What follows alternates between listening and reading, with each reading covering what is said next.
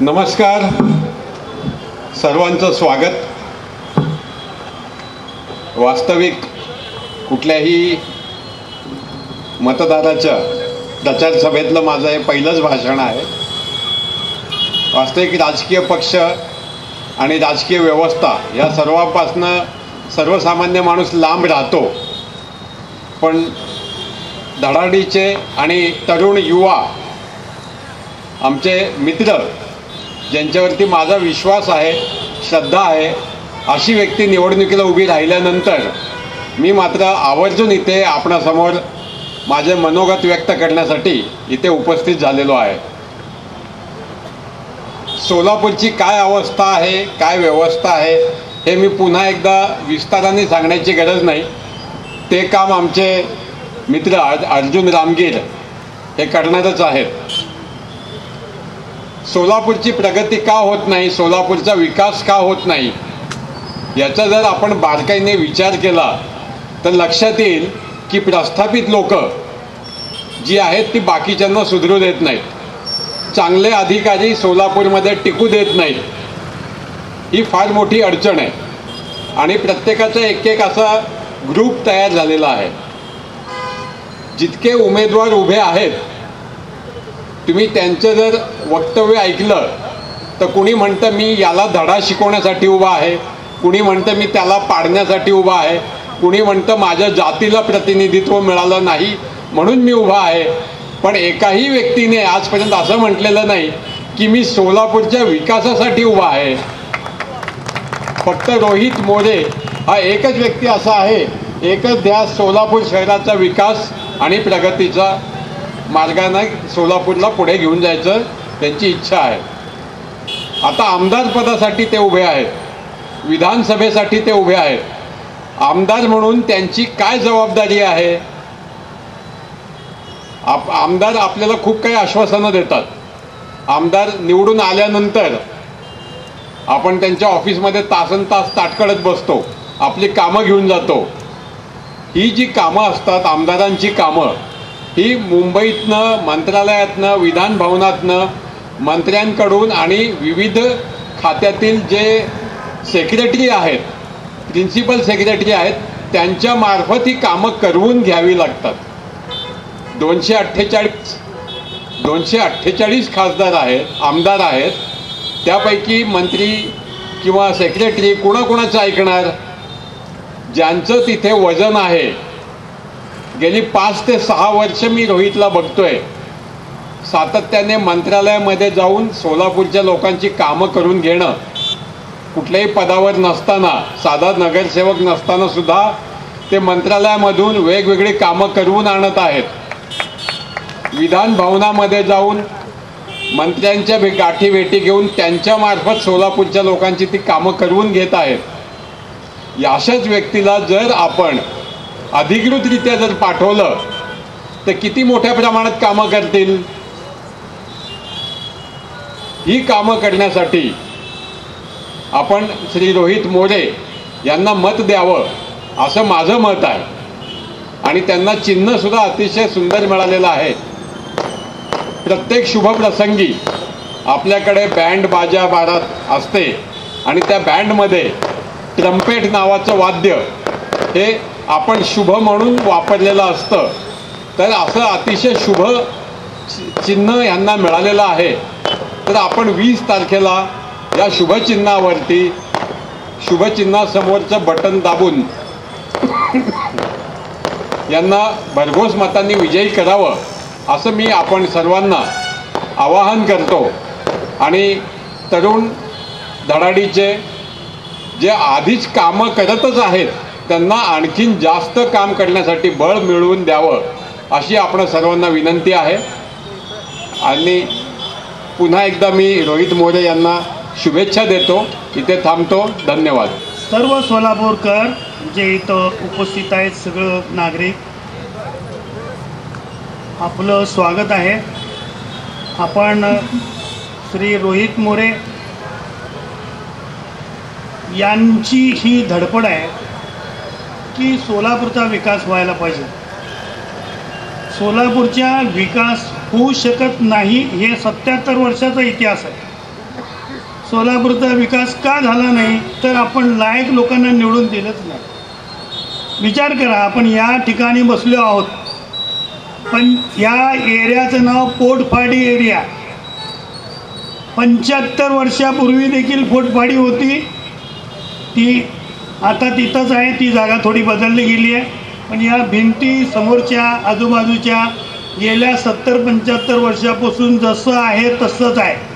आमच्या भिंती बदलल्या नाहीत, मग आमचं सोलापूर कधी बदललं?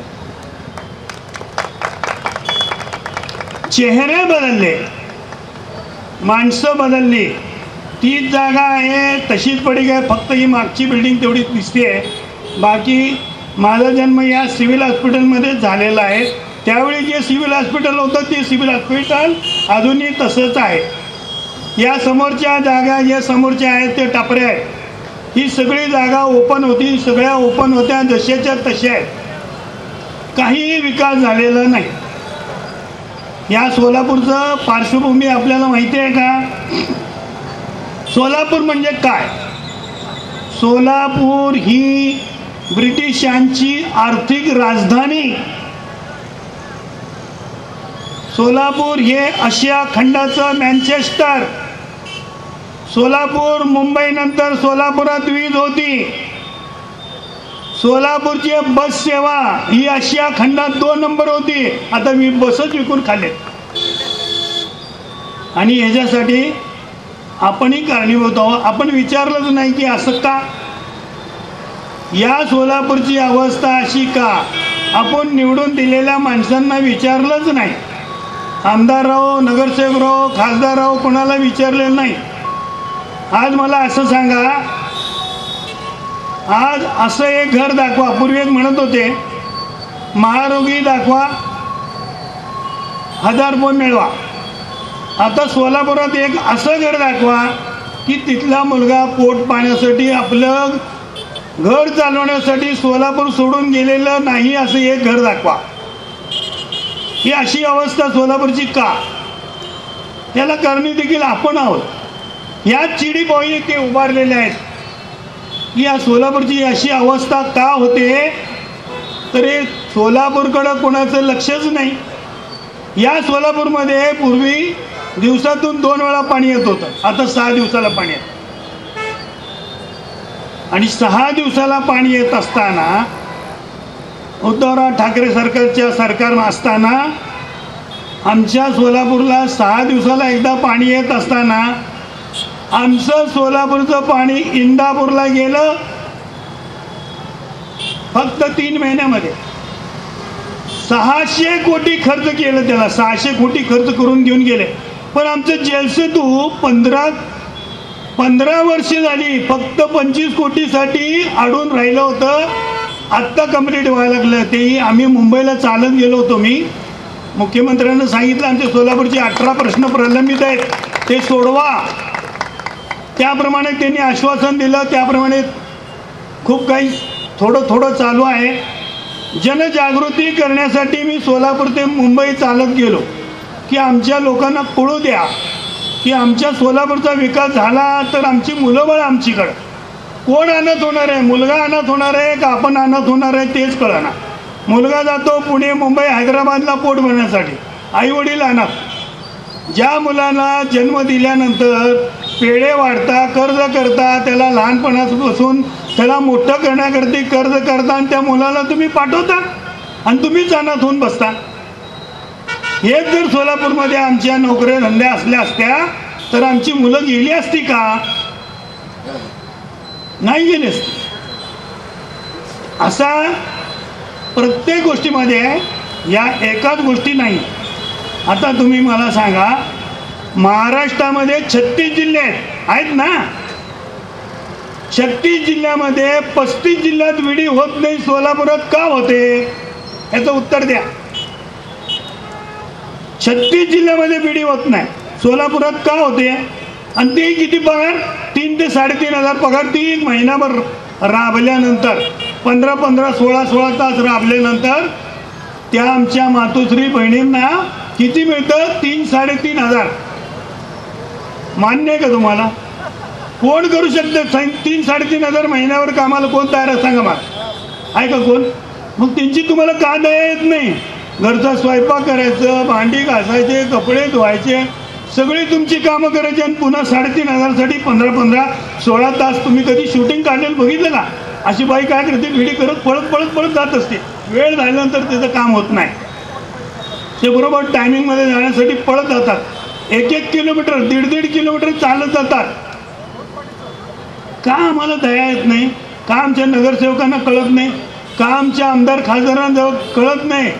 तुम्हाला माहिती आहे, Golconda cigarette, Charminar cigarette, Bristol cigarette हे हैदराबादचं प्रोडक्शन आहे ना. आता हैदराबादला जाऊन बघा, त्या सिगरेटच्या कंपन्या आहेत का? सिटीच्या बाहेर गेले की तुम्हाला बिडीचे पाणी मिळतील तुम्हाला, पण तिथं बिडी करणारं कोण भेटणार नाही. मग आमच्या सोलापुरात बिडी का होते? का आमचे लोक विचार करत नाही? आमचे आमदार खासदार नगरसेवक का विचार करत नाही? 3 हजारावर घर चालतं का? तुम्ही सांगा, 3 हजारावर घर चालतं का? का विचार करत नाहीत? या सोलापूरमध्ये बेकारी किती आहे हे त्याचं प्रूफ आहे. आपल्या सोलापूरचा विकास घडवायचा असेल तर आपली सगळी कामं, आपल्या सोलापूरचा विकास व्हायला पाहिजे. आता विमानतळ जे बंद पडलं होतं, आता ते जे रामायण सांगत बसलं तर खूप आहे. आता चालू होण्याच्या बेतात आहे, लवकर चालू हो. त्या अनुषंगाने सोलापुरात IT पार्क येतील वगैरे वगैरे वगैरे होतील. परंतु जेवढा सपोर्ट, जेवढा आमदार खासदारांना पब्लिकने विचारायला पाहिजे होतं ते कोणी विचारत नाही आणि त्यांना इंटरेस्ट नाही. हे इतिहास आहे. सोलापुरातले आमदार खासदार नगरसेवक त्यांच्या रुटीननी चालतात. असं झगडा करून कोणीतरी एखादा प्रोजेक्ट आणलेलं एका 70 वर्षाच्या इतिहासामध्ये दाखवून द्या मला. कोणी आणलं? काय आणलं? दाखवा ना मला. अहो, आज पुण्यापासून 40 किलोमीटर गेलेलं म्हणजे पलीकडचं गाव 10 वर्षापूर्वी किंवा 5 वर्षापूर्वी ते खेडेगाव वाटत असेल, आपण गेलं की असं वाटतं की सिटीमध्ये आहे का असं वाटतं. आणि आमचं आता या बघा, पोटफाडीचा एरिया 70 वर्षापूर्वी जसं आहे तसंच आहे. हे सगळे बाबी आपल्याला, आता मी फक्त आपल्या थोडक्यात सांगतोय, या सगळ्या बाबी दूर व्हायच्या असतील, आपलं सोलापूर पुढं यावं. आणि आज तुम्ही मला सांगा, आज सोलापूरमध्ये 10,000ची नोकरी मिळते का? मिळते का सांगा मला. अहो, पुण्यामध्ये 60,000ची नोकरी असणाऱ्याला पुणेकर पोरगी देत नाही. 70,000 आहे का? लाख रुपये आहे का? 1.5 लाख रुपये विचारतात. आता आमच्या सोलापूरकरांना तेवढं आहे का? सरकारी कर्मचारी सोडलं तर खाजगीमध्ये तेवढं आहे का? तुम्ही IT पार्क घ्या, कंपन्या घ्या, त्या कंपन्यामध्ये एवढे पगारी आहेत. मग आम्ही काय करायचं त्याचं उत्तर तुम्ही विचारायला पाहिजे. आमदार खासदार नगरसेवक यांना विचारा. आणि याबद्दल आमचे रोहित मोरे सरकारना, आम्ही सरकार म्हणतो, त्यांना चीड आलेली आहे. आणि आम्ही बाकी काय यांना पाडण्यासाठी त्यांना पाडण्यासाठी नाही, सोलापूरचा विकास व्हावा. या सोलापूरची 18 प्रलंबित कामे मी मुख्यमंत्र्यांना दिलेली आहेत ऑलरेडी. ती आता लवकरात लवकर होऊन आपल्या सोलापूरमध्ये ब्रिटिशाच्या काळामध्ये जसा सोन्याचा धूर येत होता, असा धूर पुन्हा आपल्या सोलापुरात येण्यासाठी तुम्ही यांना मत द्या आणि भरघोस मताने निवडून द्या. यामध्ये कुठला स्वार्थ नाही, फक्त एकच ध्यास, सोलापूर विकास, सोलापूर विकास, सोलापूर विकास. धन्यवाद. जय सोलापूर. फक्त फक्त जय सोलापूर. भारत माता की, भारत माता की, भारत माता की, वंदे वंदे. सगळ्यांना नमस्कार. मी विजय कुंदन जाधव, गिरीकर्णिका फाउंडेशनचा अध्यक्ष तथा सोलापूर विकास मंचचा एक छोटासा सदस्य आणि आमचे स्नेही मित्र रोहित मोरे, जे आज आम्हाला अभिमान आहे, त्यांनी या व्यवस्थेच्या आणि बड्या बड्या लोकांच्या विरुद्ध लढण्यासाठी हा एक खरंच फार मोठं काळीज लागतं. सोलापूर शहर मध्य मतदारसंघाचे जर वेगवेगळे प्रलंबित विषय पाहायला गेले तर पूर्ण महाराष्ट्रामध्ये आपली मान खरंच लाजेने खाली जाईल का काय, असे हे प्रश्न आहेत.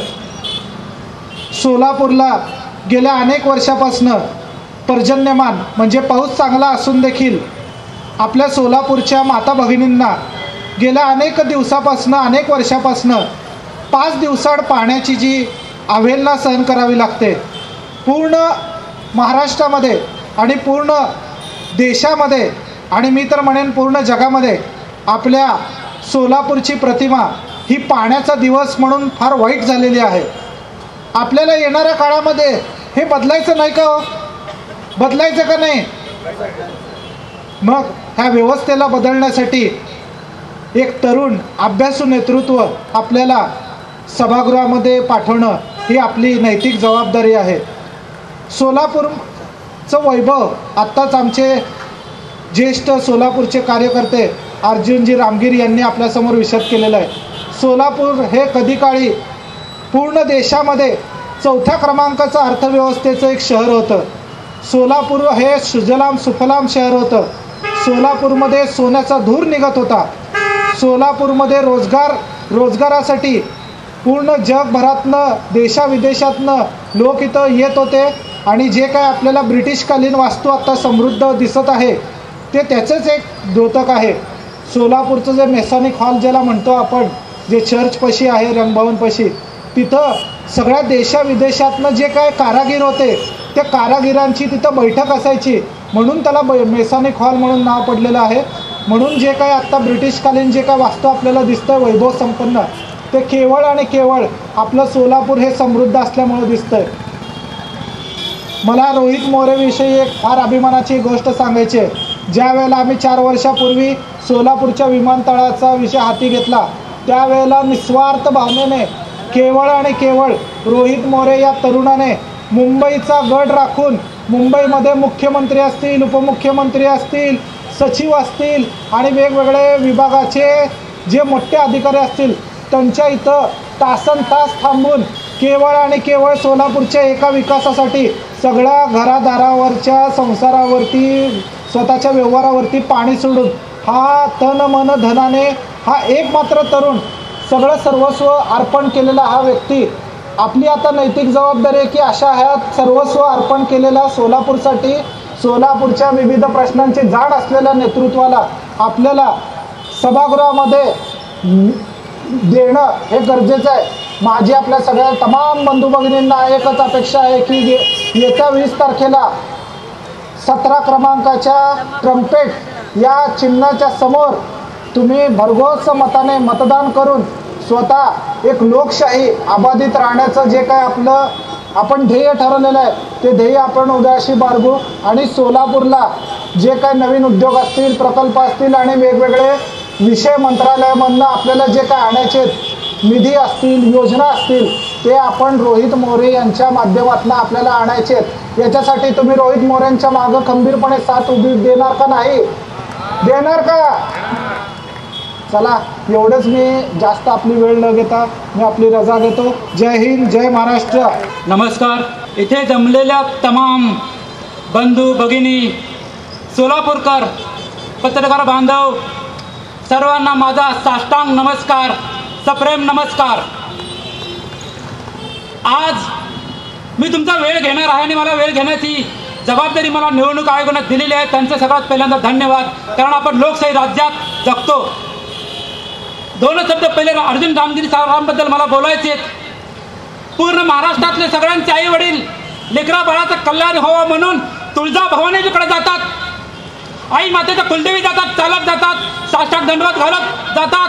पण अर्जुन रामगिरी साहेब फक्त सोलापूरकरांची तळमळीसाठी चालत मुंबईला मंत्रालयात अख्ख्या महाराष्ट्रात एकमेव माणूस त्यांच्या जेवढं हार्दिक अभिनंदन करता येईल, जेवढं सोलापूरकडे येणाऱ्या पिढीसाठी, कारण आज ती उभारलं ती माझी प्रेरणा आहे.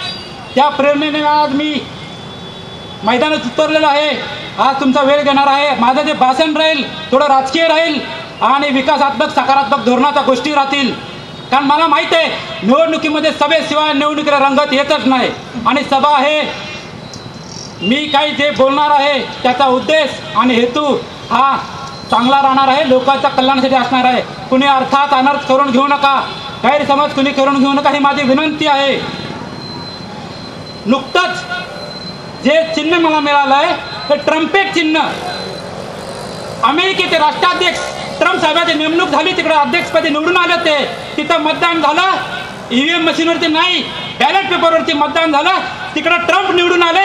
आणि भारतातल्या निवडणूक आयोगाने तुतारीचे चिन्ह मराठीचं होतं, त्या मराठीच्या चिन्हाला ट्रम्पेट नाव दिलं. आणि मोदी साहेबांनी स्पेशल सँक्शन दिलं पंतप्रधान साहेबांनी निवडणुकीच्या 2 दिवस आधी मराठीचा अभिजात दर्जा. राज ठाकरे साहेब तिकडं मनसे जल्लोष चौकात चौकात. अहो तुम्ही निवडणूक आयोगाने ते चिन्ह तुतारी चिन्ह होतं, त्या चिन्हाला तुम्ही ट्रम्पेट शब्द दिला. ट्रम्पेट हा इंग्रजी आहे का मराठी मला पहिले सांगा. हे राज ठाकरे साहेबांना माझी विनंती आहे, तुम्ही निवडणूक आयोगाला सांगा ट्रम्पेट हा शब्द मराठी आहे की नाही. पिपाणी शब्द असेल. भारतात या महाराष्ट्रामध्ये मराठी जागली पाहिजे, त्या मराठी जागण्यासाठी ट्रम्पेट हा शब्दाला समानार्थी शब्द मी देतो त्यांना. मी तसं पत्र देखील पाठवलं निवडणूक आयोगाला, सांगायचं चिन्ह की माझं ट्रम्पेट आहे, या आधीचं तुतारी चिन्ह आहे, हे लक्षात ठेवा. आता सुरुवात करू आपल्या मुद्द्यावरती, सोलापूरच्या राजकारणावरती बोललेच मी. सगळ्यात महत्त्वाचा मुद्दा, जिथे जिथे जातो, कालच मला पुण्यातून मेसेज आले, ते म्हणाले बाबा सोलापुरात आमची आई राहतात, वडील राहतात, पाण्याचं तेवढं बघ बाबा, काहीतरी कर तू. मला एक गोष्ट सांगा, आपण सोलापुरात राहतो, सोलापूरपासून जे कतार कुवेत आहे ना ते 3066 किलोमीटर आहे, रशिया 5000 किलोमीटर आहे, 5000 किलोमीटर. आज आपल्या जेवढे पेट्रोल पंप आहेत सोलापुरातले, त्या पेट्रोल पंपाचा वापर बघा, किती पेट्रोल पंप बाहेर येते त्यातून पेट्रोल. त्या पेट्रोल जर आपण 5000 किलोमीटर अपेक्षा घेऊन येतो तर उजनी धरण 110% भरलेलं पाणी घराघरात का पोहोचत नाही. तर हे पाणी रोज सकाळ आणि संध्याकाळ कसं देता येईल त्याची संपूर्णपणे जबाबदारी घेतलेली आहे. आणि जी पाण्याची पाईपलाईन सुरू झाली आहे ते मी माढा लोकसभेच्या वेळेला पाईपलाईनला ही सुधारणा झाली पाहिजे सांगितलं होतं, त्याचं काम चालू आहे. ते प्रशासकांकडून कामं कशी करून घेता येतील, ते पाण्याचा प्रश्न कायमस्वरूपी मिटला पाहिजे. कारण ज्या पाण्याच्या प्रश्नामध्ये घरोघरी महिलांची, मुलींची, कारण पाणी हे घरातल्या संसाराची गोष्ट आहे. मला वैयक्तिक कुणाशी बोलायचं नाही, बोलतो ना. बघा आलचीच गोष्ट आहे, काल पाणी चालू करताना मोटर पाण्याची वेळच नाही, रात्री 2 वाजता 3 वाजता झोपायचं पण नाही रात्री. ते मोटर लावताना कालच एक व्यक्ती दगावली. आणि या मतदारसंघातले प्रणितीताई जे आमदार, त्यांचा मला त्यांच्याबद्दल खूप आदर आहे. त्यांनी विधानसभेत पाण्याच्या मोटरीबद्दल जी माणसं मिळली त्यांनी प्रश्न उपस्थित केला. पण एक गोष्ट सांगतो, विधान भवनामध्ये फक्त प्रश्न उपस्थित करून प्रश्न सुटत नसतात. आपल्याला प्रश्न सोडवण्यासाठी आपल्याला लोकांनी निवडून दिलेलं असतं. आपल्याला प्रश्न सोडवायचे, लोकांच्या कल्याणासाठी आपल्याला ते प्रश्न सोडवायचे. फक्त प्रश्न उपस्थित मांडला म्हणजे विषय संपला असं होत नाही. तर आपल्याला पाण्याचा प्रश्न, पाण्यावरचे जेवढं रान पेटता येईल, जेवढं आंदोलन लागतील. कारण हे जे माणसं आहेत ते खूप महान माणसं आहेत. तुम्हाला सांगतो, विजय कुंदन जाधव साहेब, योगन गुज्जर साहेब यांनी आपल्याला न कळत, माहितीच नाही सोलापुरात कुठल्या लेवलला त्यांनी विमानसेवेचा मोठा अडथळा दूर केला आहे. मी मान्य करतो विमानसेवा नव्यानं सुरू नाही झाली, पण विमानसेवेला परत येण्यासाठी जो अडथळा होता तो फार मोठा अडथळा दूर केला. आणि आम्ही अशी कामं करतो जे सर्व धर्मांना, सगळ्यांना उपयोगी येतील. आता बोलू आपण थोडं राजकारणावरती. मला एक गोष्ट सांगा, आपण लोकशाहीमध्ये जगतो, सगळ्यांनी अभ्यास केला. लोकशाही म्हणजे काय? लोकांच्या कल्याणासाठी चालवलेले राज्य म्हणजे लोकशाही. लोकशाहीमध्ये मूलतत्व जे आहेत, लोकशाहीची संरचना जी आहे त्याच्यामध्ये सगळ्यात पहिल्यांदा येतं पंतप्रधान, संसद, त्याच्यानंतर सर्वोच्च न्यायालय आणि राष्ट्रपती. हे सगळी जी संरचना आहे, विधान भवन, विधानसभा, ह्या सगळ्या लोकांच्या कल्याणासाठी असतात, लोकांना न्याय द्यायच्या, जनतेला न्याय देण्यासाठी असतात. मला एक गोष्ट सांगा, मग आत्ताच्या घडीला मागच्या 2.5 वर्षामध्ये जे महाराष्ट्राच्या राजकारणामध्ये घडामोडी घडल्या त्याच्यामध्ये काय झालं, एकाच पक्षात निवडून आलेले काही आमदार सत्तेत, काही आमदार विरोधात, जे जगातल्या कुठल्याही इतिहासात होऊ शकत नाही. मग मला सांगा, जर सत्ताधारी पक्षातले एकाच पक्षातले सत्तेमध्ये पण आहेत, विरोधामध्ये आहेत आणि त्यांनी सर्वोच्च न्यायालयामध्ये केसेस चालू आहेत. आज 2.5 वर्ष संपून गेले, आदरणीय मुख्यमंत्री साहेबांचा कार्यकाल संपला, सगळ्या मंत्र्यांनी आपली जेवढी होती नव्हती तेवढी, मला बोलायची गरज नाही, पेपरला झाले त्यांनी किती त्यांच्या पद्धतीने सगळी स्वतःची कामं करून घेतले. जनतेची कामं झालेत नाही असं नाही आहे, परंतु त्या सर्वोच्च न्यायालयाने, सुप्रीम कोर्टाने भारताचा वेळेवर न्याय दिला नाही. जर महाराष्ट्राच्या सर्वोच्च पदी जे मुख्यमंत्री आहेत त्या मुख्यमंत्रीला सुप्रीम कोर्ट न्याय देऊ शकत नाही. अशी सर्वोच्च न्यायालयाला भारत देशामध्ये नको आहेत. कारण डॉक्टर बाबासाहेब आंबेडकरांनी जी सुप्रीम कोर्टाची प्रणाली बनवली होती ते लोक कल्याणासाठी होती.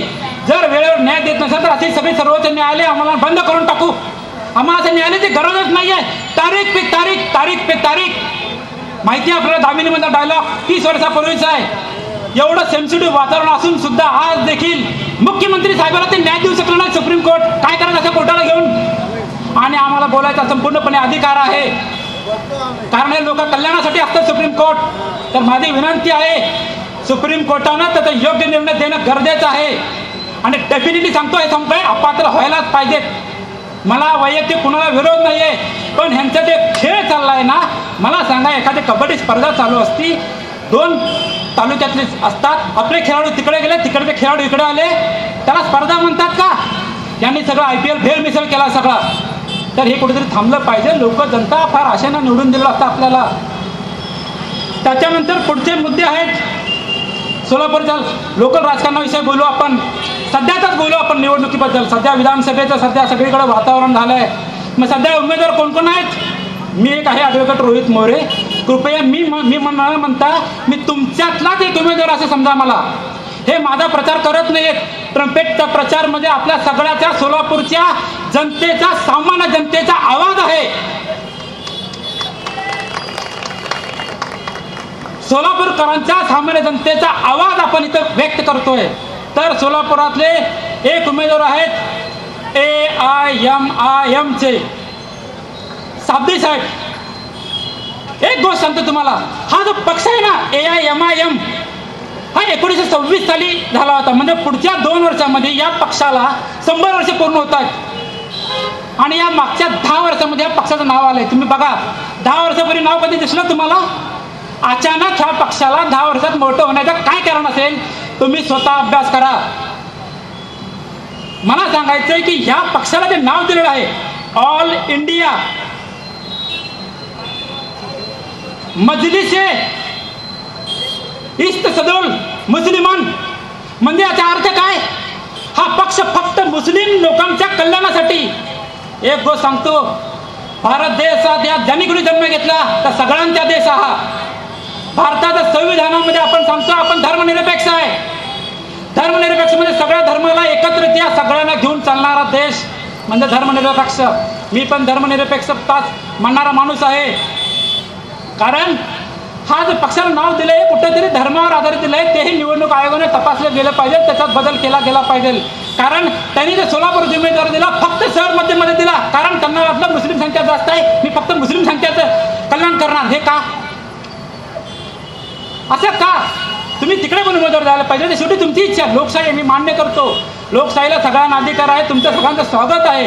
परंतु आपण विचार करताना आपली भारताची बेसिक फंडामेंटल जी राज्यघटना आहे, सगळ्या लोकांना एकत्रित घेऊन कसं जाता येईल ते विचार करणं गरजेचं आहे. तर मला त्यांना देखील शुभेच्छा आहेत नक्कीच. पण मी जेवढा आता काही प्रचार केला या भागामध्ये, सगळ्यांनी मला सांगितलं की बाबा साबदे साहेब आहेत, नाही असं नाही आहे, पण ते स्टंट पदीसाठी उभारलेत. आमदार, त्यांना फक्त आमदार व्हायचंय, दाखवायला बाबा मी आमदार झालो म्हणून. ग्राउंड पातळीवरती त्यांचं काम किती मला माहिती नाही आहे, पण त्यांचंही स्वागत आहे मला. दुसरे आदरणीय देवेंद्र खोटे साहेब, ते अजून खूपच लहान आहेत, ते त्यांच्या वलयामध्ये अजून जगतायत. उदाहरण द्यायचं तर आपले राहुल गांधी साहेब बघा, 10 वर्षापूर्वी भारत न्याययात्रा जोडायच्या आधी काय होते आणि आता काय, तसं देवेंद्र फडणवीस साहेबाला अजून या राजकारणात येण्यासाठी वेळ लागणार आहे. त्यामुळे मतदान करताना विचार करून मतदान करा. तिसरे साहेब, आपले धडाड्याचे आडम मास्तर साहेब, त्यांनी आवाज आपला व्हिडिओ गुरुकुलाचा सोलापूर नाही अख्ख्या जगामध्ये केला. मान्य आहे, त्यांनी व्हिडिओ गुरुकुल सुद्धा खूप चांगलं काम केलं. पण ती जी टोटल सगळी जी अमाऊंट होती ना, ती जी रक्कम आहे, तुम्हाला थोडा वेळ बोलेल. आता बजेटच्या विषयी निघाला तर डायरेक्ट सांगतो तुम्हाला, महाराष्ट्र राज्याचं बजेट जे असतं साधारणतः 6 ते 7 लाख कोटी रुपये. 5 वर्षामध्ये 35 लाख कोटी रुपये.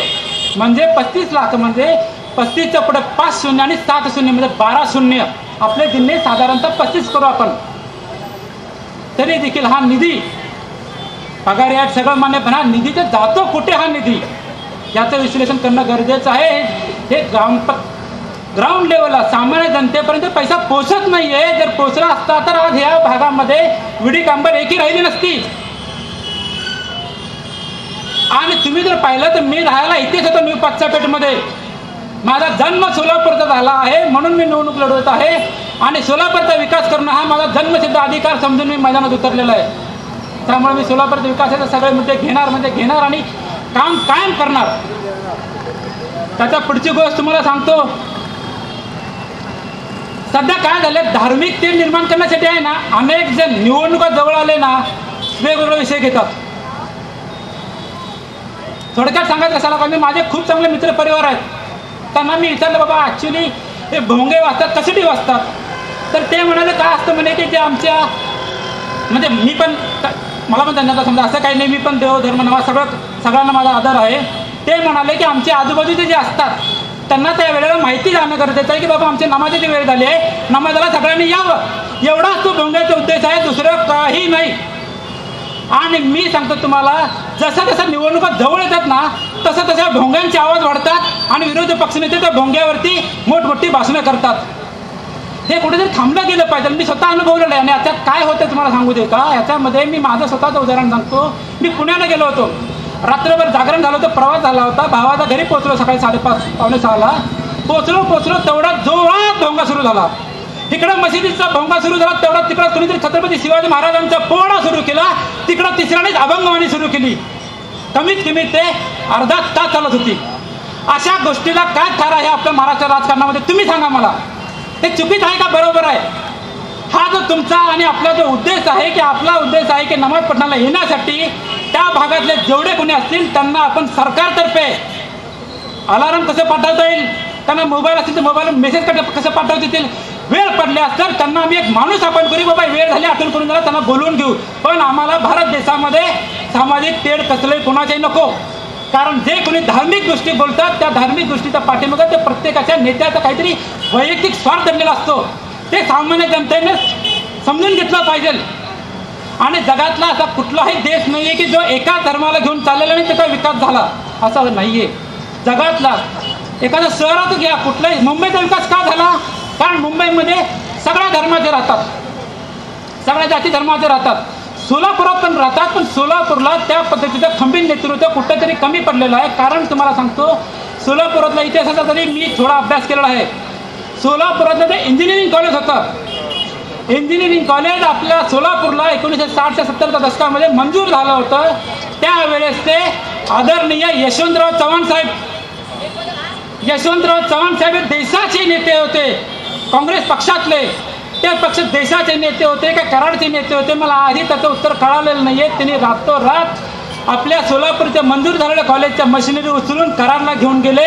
आहे तसं कॉलेज आपलं उचलून तिथं घेऊन गेले. आणि त्याबद्दल काँग्रेसच्या सोलापूरच्या एका नेत्याने शब्द घेतलेला नाही आहे. मी जरी उद्या काँग्रेस पक्षात असलो किंवा हेमान पक्षात जरी असलो असतो तरी मी माझ्या मतदारसंघाचा डेफिनेटली विचार करणार. आणि एखाद्या शासनानं मंजूर केलेलं दुसऱ्या ठिकाणी मंजूर झालं कधीच मी काढून घेणार नाही. कारण तो शासनानं मंजूर केलेलं होतं. मी ठीक आहे, मी माझ्या मतदारसंघाचा विचार करेल, पण माझा ज्यावेळेस नंबर येईल त्यावेळेस करेल. पण दुसऱ्याच्या ताटातलं हिसकावून घेण्याचं हे कधी कुणाला मी इथून पुढे करू देणार नाही.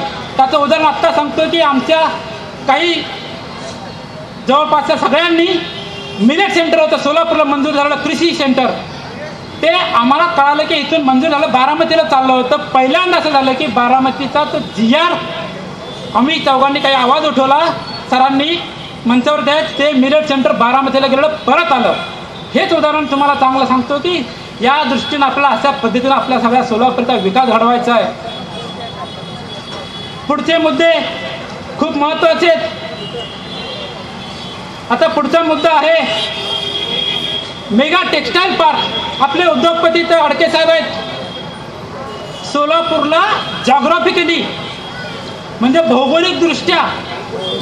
भौगोलिकदृष्ट्या या ठिकाणी टेक्सटाईल वस्त्रोद्योगाला सगळं चांगलं वातावरण आहे, पर्जन्यमान आहे. तर वस्त्रोद्योगाला फार चांगला, व्यापारासाठी, उद्योगधंद्यासाठी, कारखान्यासाठी खूप मोठी सोयीसुविधा इथं असताना देखील आपल्या इथे मेगा टेक्सटाईल पार्क अजून मंजूर झालेला नाही आहे. आपल्या पाठीमागून अमरावती या ठिकाणी 10,000 कोटीचा प्रस्ताव पास झाला तिथे. मग अशा वेळी आपल्या इथं लढा देणारे मेगा टेक्सटाईल पार्क करण्यासाठी मीच करावं असं काही नाही. निवडून येणारे 14 उमेदवार उभारले, निवडणुकीनंतर चौघांनी मिळून काम करू आपण. पण सोलापूरचा विकास घडला पाहिजे. निवडणुका हे फक्त तात्पुरत्या असतात.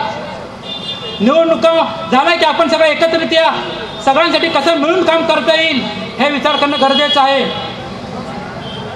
त्याच्यानंतर महत्त्वाचं सांगायचं झालं तर युवा कल्याण आणि बेरोजगारी हा इतका महत्त्वाचा प्रश्न आहे ना. कारण काय झालंय, लोक सोलापूर जिल्ह्यात प्रत्येकानं आपापले प्रायव्हेट संस्था, इंजिनिअरिंग संस्था सगळं सुरू केलेत. इंजिनियर पास होतो सोलापुरात, त्याला नोकरी नसते, मुलगा एकुलता मुलगा असेल तर जातो पुण्याला, त्यांच्या आईवडील इथं असतात. त्या मुलासुद्धा लग्न होतं, ते तिकडं सेटल होतात, आईवडील इथं राहतात. आईवडील पुन्हा मुंबईला गेल्यावर तिथं अपार्टमेंट सिस्टम सुरू आहे, बिल्डिंगचे अपार्टमेंट्स. त्या ठिकाणी त्या बिल्डिंग अपार्टमेंट्समध्ये इथल्या सोलापूरकरांना जमत नाही राहायला, कारण इथं आपल्या सोलापुरात मोकळा श्वास आहे. पुण्यात थोडंसं कोंदटल्यासारखं होतं. तर ते सोलापूरचे युवक गेलेल्या युवकांना परत कसं आणता येईल, त्यासाठी उद्योगधंदे कसे सुरू करता येतील, ITF कसं आणता येतील. डेफिनेटली आदरणीय महेश कोटे साहेबांनी खूप छान प्रोग्राम घेतला होता IT हब. पण मुळात मला त्यांना विचारायचं आहे की तुम्ही खरं सांगा, सोलापूरकरांसाठी IT हब आणण्यासाठी प्रयत्न केला होता की तुम्हाला एका मोठ्या पक्षाकडून तिकीट मिळण्यासाठी तो मेळावा घेतला होता? निवडणुका जवळ येणार होत्या, तुम्हाला माहिती होतं की येणार आपल्याला तिकीट पाहिजे. तिकीट काढण्यासाठी आपल्या मागं पाठबळ किती आहे माणसांचं ते दाखवण्यासाठी तुम्ही ते जर केलं असेल तर ते तसं करू नका, हे माझी नम्र विनंती आहे. कारण IT हब हे फक्त लोकांना घेऊन नाही आहे. IT हब करण्यासाठी IT हबच्या कंपन्या ज्या आहेत, टाटा, इन्फोसिस, कॉग्निझंट, ह्या कंपनीला कमीत कमी 10-20 जणांना तिथं बोलवलं पाहिजे. तिथं 2-3 सोडलं तर कुणीही त्या कंपनीचे प्रतिनिधी नव्हते. मग कसला IT हबचा मोठा प्रोग्राम झाला, तो एक राजकीय प्रोग्राम झाला. तसं न करता इतर वेळेला आपल्या सोलापुरात एखादं राजकीय दृष्ट्याच्या शासनाच्या धोरणानं, शासनाच्या मंजुरीनं आपल्या 5 स्टार हॉटेलमध्ये विमानसेवा सुरू झाल्यानंतर मोठ्याच्या मोठा सोलापूर गुंतवणूक कार्यक्रम ठरवून त्यामध्ये IT हब प्रोग्राम कसा आणता येईल, अशाच पद्धतीनं केंद्र शासन, राज्य शासन यांच्याद्वारे mega textile park, mega cluster park कसा सुरू करता येईल, त्यासाठी माझे मार्गदर्शक इथं ऑलरेडी अडके साहेब बसलेले आहेत. त्यांना सुद्धा बोलायची विनंती केली, ते म्हणजे नाही तुम्ही बोला, तुम्हाला वेळ कमी पडेल. एवढं त्यांचं मोठं मन, स्टेजवर बोललं तरी ते यायला तयार नाहीत. तर त्यांच्या मार्गदर्शनाने मला सोलापुरात मेगा टेक्सटाईल पार्क कसं सुरू करता येतील, प्रत्येकाला घरोघरी रोजगार कसे निर्माण करता येईल, आणि या वाढलेल्या महागाई दरामध्ये, महागाई वाढली म्हणजे काय वाढलं, आपलं उत्पन्न कमी झालं आहे किंवा आपलं उत्पन्न तेवढंच आहे, खर्च वाढलेला आहे.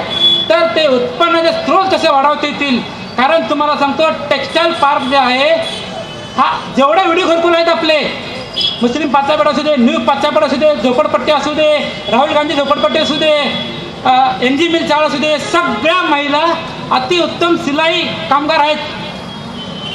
तुम्हाला सांगतो सेकंड मँचेस्टर घरी उद्योग, गृह प्रकल्प, ह्या सर्व महिलांना चांगले घरोघरी कशा पद्धतीनं, चांगल्या पद्धतीनं चांगला व्यवसाय, चांगला त्यांच्या आवडीचे काम कसं बनवून देता येईल ते मला काम करायचं आहे. कारण त्या विडीनं त्यांना कॅन्सरचा त्रास होतो, पुढं आरोग्याला घातक आहे ते.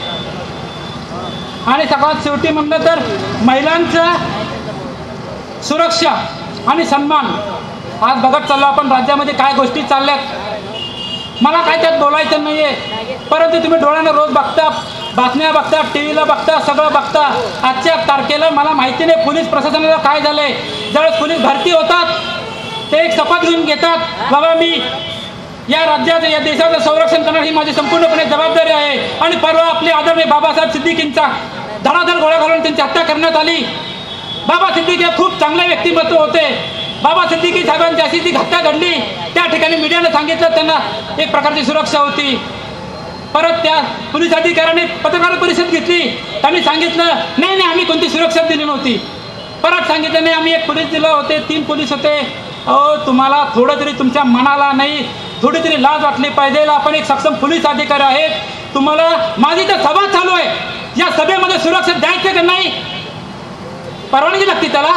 तुम्ही एखाद्या ट्रॅफिक हवालदार सिग्नल तोडला म्हणून त्याचं 1000 रुपयाचं चलन फाडतात, तिथे विचारतात कुणी तुमच्या नावाने तक्रार केली. जर एखादा तक्रार केली तर त्याचं चलन फाडा ना. तुम्हाला अशा वेळेला तुम्हाला वाटतं की नाही कुणी जर तक्रार दिली तर त्यांच्यावरती आम्ही कारवाई करू. असं करू नका. तुम्ही तुमची जबाबदारी तुमच्या पद्धतीनं पूर्णपणे निभावली पाहिजे ही माझी विनंती आहे. कारण राजकीय दबाव हा चांगल्या गोष्टीसाठी पॉझिटिव्ह असेल तर ते केलं पाहिजे. जर तुम्हाला वाटलं एखादी घटना चुकीची आहे, ते इंटेलिजन्स ब्युरो असो, ज्या काही गोष्टी असतील त्या सगळ्या गोष्टी तुमच्याकडे सगळी माहिती असते. तुम्ही उघडपणे सर्वसामान्य जनतेचा कसा विकास करता येईल ते सुद्धा तुम्ही न कळतपणे तुम्ही खूप मोठ्या प्रमाणात तुमची भूमिका निभावू शकता. त्याबद्दल माझी तुमची विनंती आहे. तुम्ही पण तुमच्या पद्धतीनं जशा पद्धतीनं आपल्या महिला सगळ्यांची सुरक्षा कशा पद्धतीने करता येतील आणि या सगळ्यासाठी या सगळ्या जनतेचा तुम्हाला संपूर्णपणे पाठिंबा मिळेल. कारण आपण 2 गोष्टी पाहिलेल्या आहेत कोरोना काळामध्ये. सरकारची ताकद काय असते.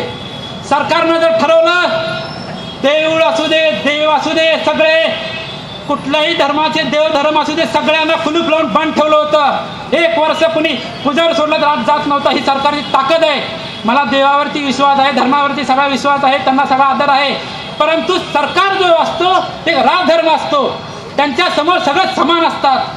ते जर ठरवलं तर सरकारच्या सगळं बंद केल्यानंतर आपल्या लक्षात आलं त्यांची यंत्रणा किती मोठी आहे. तीच यंत्रणा आम्हाला विकासासाठी राबवायची, पारदर्शकपणे सगळ्या जनतेसाठी राबवायची आहे. ते सरकारनं काम करणं गरजेचं आहे.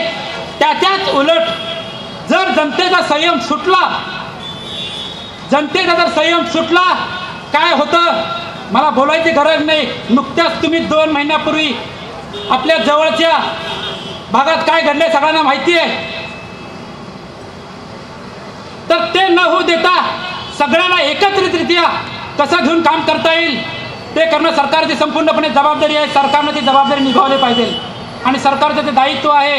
आणि मी देखील या लोकशाही निवडणुकीच्या प्रक्रियेतून ते दायित्व निभावण्याचा माझा परिपूर्ण संपूर्णपणे प्रयत्न करायचा डेफिनेटली प्रयत्न करेल. पण त्या प्रयत्न केव्हा जास्ती मला प्रेरणा मिळेल जर तुमचे मतदान मिळालं. शेवटी मतदान हा गोपनीय असतं, हे तुमचा तो वैयक्तिक अधिकार आहे. मी तुम्हाला म्हणत नाही की मला मतदान केलंच पाहिजे, पण मतदान करताना थोडा डोक्यानं विवेक बुद्धीने विचार करा की आपलं मत विकलं गेलं नाही पाहिजे. मत हे तुम्हाला लक्ष्मी मिळत असेल त्यांचं स्वागत करा. लक्ष्मी हे आलेले मी म्हणत नाही तुम्ही घेऊ नका, जेवढे येतील तेवढे सगळे घ्या मी म्हणत नाही. पण लक्ष्मीपेक्षा तुमचं वैयक्तिक मत आहे, गोपनीय मत आहे, तुमचा स्वतःचा स्वाभिमान आहे. तो स्वाभिमान योग्य वेळी 20 नोव्हेंबरला ट्रम्पेट चिन्हावरती 2ऱ्या मशीनवरती 1ल्याच नंबरवरती बटन आहे ते त्या बटनावरती बटन दाबून प्रचंड मताने विजय करावा ही नम्र विनंती आहे.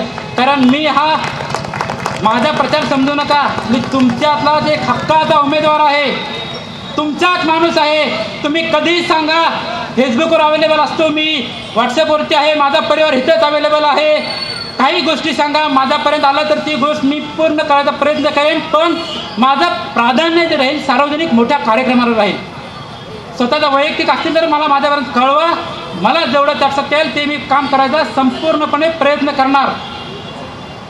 सोलापुरात आम्ही जेव्हा विमानसेवा सुरू केली, ज्यावेळेस विमानसेवा सुरू केली अनेकांचं म्हणणं होतं बाबा तुम्ही विमानसेवा काय सुरू करणार, तुम्ही आधी सिटी बस परिवहन सेवा सुरू करा. कारण मला माहिती आहे या सोलापुरात फक्त सोलापूरचे नसून आजूबाजूचे शेतकऱ्यांची मजुरांची मुलं शिकायला येतात.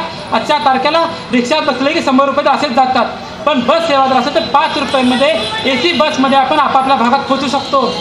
मुंबईमध्ये AC बसेस 5 रुपयात तुम्ही मंत्रालयापासून विटी स्टेशनपर्यंत AC बसमध्ये 5 रुपयात किती 100 माणसात बसतात. मग ह्याचा फायदा कुणाला व्हावा? सर्वसामान्यांना. कारण सर्वसामान्यांची निवडणुकामध्ये असा जास्त असते, कारण त्यांना वाटते की बाबा या लोकसभा निवडणुकीमध्ये आमचं आमच्या येणाऱ्या पिढीचं काहीतरी कल्याण होईल. त्या आशेनं सर्वसामान्य निवडणुकीमध्ये सहभागी असतात. कारण जेवढं जास्त श्रीमंत लोक तुम्ही त्यांना कधी पाहिलं आहे का सभेत गेलेलं? कारण त्यांना तिथे गरज वाटत नाही, कारण ते ऑलरेडी त्यांची सगळं चांगलं आहे. चांगलं असू दे, मी त्यांचं म्हणत नाही आहे, पण तुमचा जो अधिकार आहे, सर्वसामान्यांचा जगण्याचा अधिकार आहे, या सोलापूर जिल्ह्यामध्ये नाही या देशामध्ये ज्यांनी कोणी जन्म घेतला तर प्रत्येकाचा इथल्या जमिनीवरती, इथल्या हवेवरती, इथल्या पाणीवरती, इथल्या प्रत्येक नैसर्गिक साधन संपत्तीवरती बरोबर अधिकार आहे. ते असलं माहिती राहू देत नाहीतर रोहित मोरे राहू देत, दोघांचा ह्या जमिनीवरती तितकाच अधिकार आहे. आपण फक्त कागदोपत्री सर्वांना आपापलं घर असावं म्हणून आपण देतो.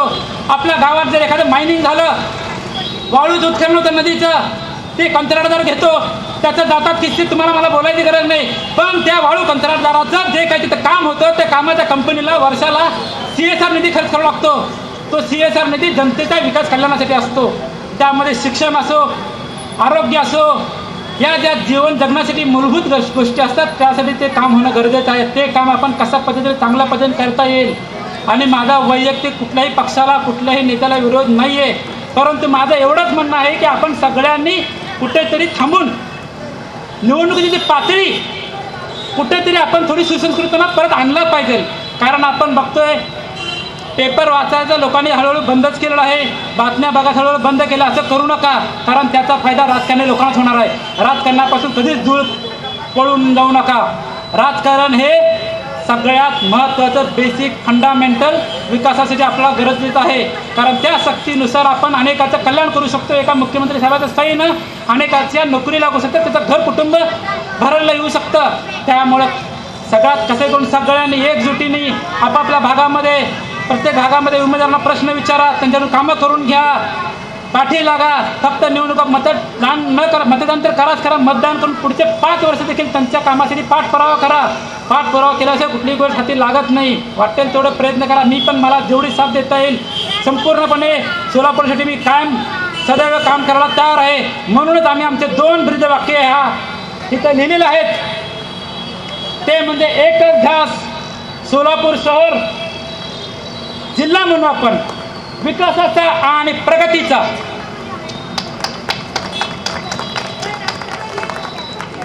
दुसरं आहे आमचं गतिशील विचार, विकासात्मक धोरण. कारण अर्जुन रामगिरी साहेब जे बोलले 70 वर्ष झालं पोटफळे जो आहे तसाच आहे. माझं पण आता 5वं दशक सुरू झालंय. मी पण बघतोय आहे तसंच आहे इथं सगळं. कारण मी लहानाचा इथं चालत फिरलोय, सायकलवरती वालचंद कॉलेजला गेलेलो आहे. आज मी विमानानं सगळी जगभर फिरतोय. माझं पॅम्पलेट दिले, पत्रक तुम्हाला सभा झाला सगळ्यांना देतो, त्यात वाचा. मला वैयक्तिक निवडणुकीचा माझा वैयक्तिक फारसा काही मला वैयक्तिक फायदा घेण्याचा उद्देश नाही आहे. मला एक समाजकार्य करायची आवड. लोकांचं सोलापूरसाठी माझा जन्म झाला आहे, सोलापुरात मी मोठा झालो. सोलापूरकरांनी मला बरंच प्रेम दिलं, माया दिली. सोलापूरकरांनी मला खूप आवडीनं सगळे सण झाले. प्रत्येक ईदमध्ये मला ईदमध्ये ते रसगुल्ले जे बनवतात, शेवयाची खीर जे बनवतात, तितकं आवडीने खाल्लेलं मला जेव्हा जेव्हा मुंबईत येत असते तेव्हा मला सोलापूरची न्यू पच्चापेठची आठवण येते. कारण तशीच चव तसा दर्जा कुठंच मला मिळालेला नाही. आपले सण इतका एकात्मतेने आपण राहतो. तुळजाभवानी सुद्धा अनेक इतर धर्मियांचे चालत जातात. परवाचंच उदाहरण दिवाळी, एका धर्माचे नसून सगळ्यांनी दिवाळीचे फटाके सुद्धा फोडले. म्हणजे आपल्याला असंच सोलापूरमध्ये आपला अख्खा देश इथं आहे. कारण ह्या सोलापूरमध्ये बहुभाषिक तेलुगू आहेत, कन्नड आहेत, हिंदी आहेत, सगळे आहेत. तर आपला कमीत कमी निम्मा भारत आपला सोलापूर असं समजून आपण या सगळ्यांचा विकास कसा करता येईल त्या उद्देशाने मला काम करायची संधी मिळावे, यासाठी माझी सर्वांना नम्र विनंती. परत एकदा सांगतो, या ट्रम्पेट चिन्हावरती आधीची तुतारी आणि 17 नंबर ॲडव्होकेट रोहित मोरे या चिन्हावरती बटन दाबून प्रचंड मताने विजयी करावे ही विनंती. आणि एक गोष्ट सांगतो तुम्हाला, तुम्ही 10 जरी मतं मिळाली तरी मला आनंद आहे. मी ट्रम्पेट चिन्ह फक्त हे EVM घोटाळा करून मला जास्त मतं मिळवून घेतलेलं नाही आहेत. मला जरी ईव्हीएम घोटाळा झाला, मला जास्ती मतं मिळाले तरी त्या मताला मला काही किंमत नाही आहे. मला 100 मतं मिळो 10 मतं मिळो, मला ते खरी मतं मिळो, त्या मताचं प्रतिनिधित्व करायला मला पुढचे 5 वर्ष संधी मिळेल, ते मला काम करायचं आहे. तरी सगळ्यांनी घरोघरी सगळ्यांना सांगावे ही नम्र विनंती. धन्यवाद. एवढं बोलून मी माझं भाषण संपवत नाही आहे. इथून मी आणखीन पुढच्या प्रचाराला जातोय, तर मला सदिच्छा सपोर्ट करावे ही नम्र विनंती. धन्यवाद. जय हिंद, जय महाराष्ट्र, जय भारत, जय छत्रपती शिवाजी महाराज, जय मौर्य. आणि सर्व धर्मांचे दर्गा जे असतील, चर्च असतील, सगळ्यांना मानव जातीसाठी ज्या ज्या गोष्टी असतील त्या सगळ्यांना माझं वंदन.